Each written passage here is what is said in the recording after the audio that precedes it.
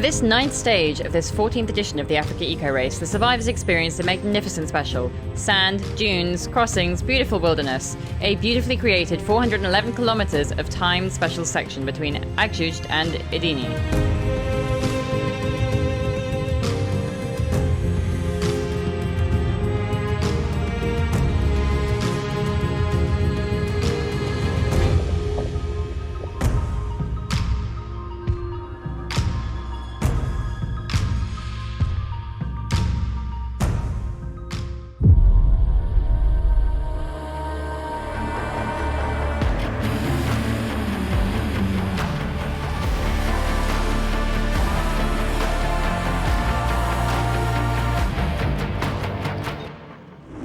The rally has taken a definitive turn for the bikes today. While playing cat and mouse with Steven Svitko, Maurizio Girini got caught out, getting lost at 164 kilometers in and then spending half an hour trying to get back on track. He remained second in the general, but now 45 minutes behind Svitko.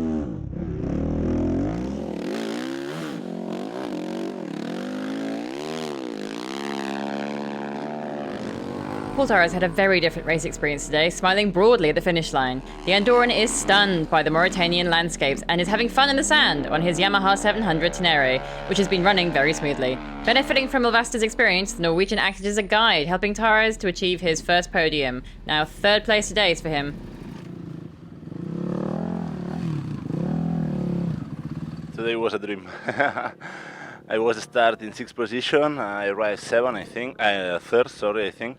So my first podium on one rally, so I'm super happy. Bike works super good, so yeah, you are in race, 3 more stations ahead, so let's go. Mauritania suits him perfectly because he loves sand. There are fewer stones here than in Morocco. Everything went well today for Stefan Svitko. The Slovak took advantage of Girini's mistakes, widening his lead in the general standings. Winning 2nd place today, the KTM rider now has a good chance of ultimate victory in Dakar and succeeding previous double winner Bottori, who could not start this morning following his engine failure yesterday.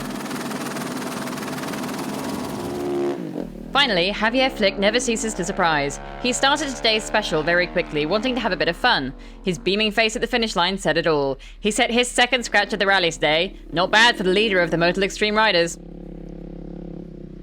Ouais, une au Maroc, une en Mauritanie. Yep, 2 in Morocco and 1 in Mauritania. It's fun. I left very quickly. I wanted to overtake them before the dunes, and it worked. On top of that, in the dunes, and for a few kilometers, they just looked at each other. No one wanted to take responsibility for opening, so I took it. I went a few kilometers ahead to open. At one point, Svitko caught me, and then when I turned around, there was no more Maurizio. Afterwards, Stefan really took me back 150 kilometers before the finish.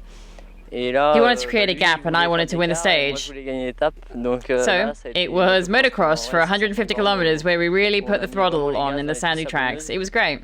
I still had some energy left, and I put everything I could into getting it back.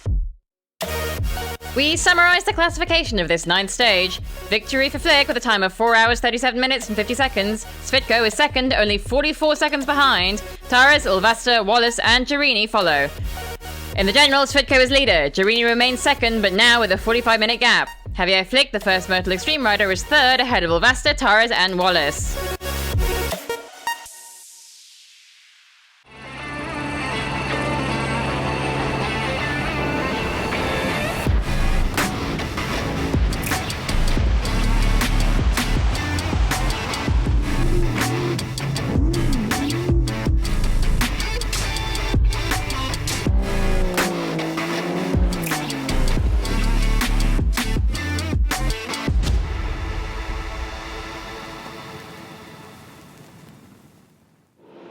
After his mechanical troubles yesterday, today was a much quieter day for Thomas Tomczyk. He didn't stop.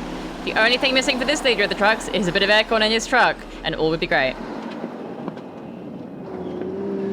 Jean Dagger is one of the leading SSVs, currently in second in the general. The Senegalese wasn't expecting such a performance, nor was co-driver Patrick Antonioli, despite all his experience. Dakar is still a long way off, but the podium is starting to come into view.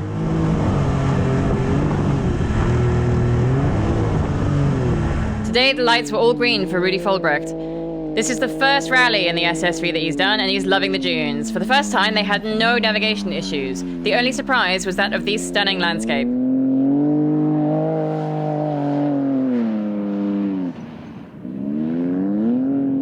Green! It looks like the north of the Netherlands. We call it Friesland here, or the Veluwe, because there's a lot of vegetation this year. It's green wherever you go, and that's very amazing. Nice for the people here. At the wheel of his Optimus, Philippe Gosselin, leader of the General, signed his 4th scratch at the rally. Losing its bearings occasionally due to the vegetation, but nothing too serious today for this pair who finished in the final 15 kilometers with a punctured rear wheel. A tough finish on what was a very hot day.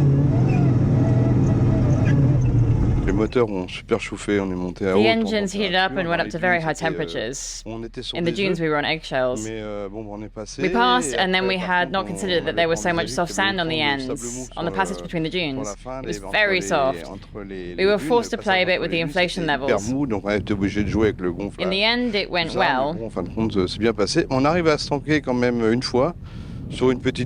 We parked ourselves on a small dunette at one stage. It took us a little while to get out, but overall it went really well. We won't give up. I try not to lose the rhythm too much because afterwards I'm afraid of a loss of concentration. We were ahead, but I try to ride at my own pace. The classification of this 9th stage is therefore as follows. Victory for the 204, 40 minutes, 4 seconds ahead of the SSV of Dutchman Fulbrecht. In 3rd, the SSV of Jean Dager-Hayek. First truck is Tomczyk in at 6th. In the general, no change. 204 still in the lead ahead of Jean Dager-Hayek's SSV. The Dutchman Meyer is 3rd, and Tomczyk and his Tatra gain 1 place and are 5th. That's it for today. Tomorrow, the 10th special with 456 kilometers of time special stage between Ouad Naga and Tevirit. The landscapes will be, once again, breathtaking, with 90% of it on sand, both on the dunes and sandy tracks. And we leave you now, as always, with some of the most beautiful images of the day. See you tomorrow.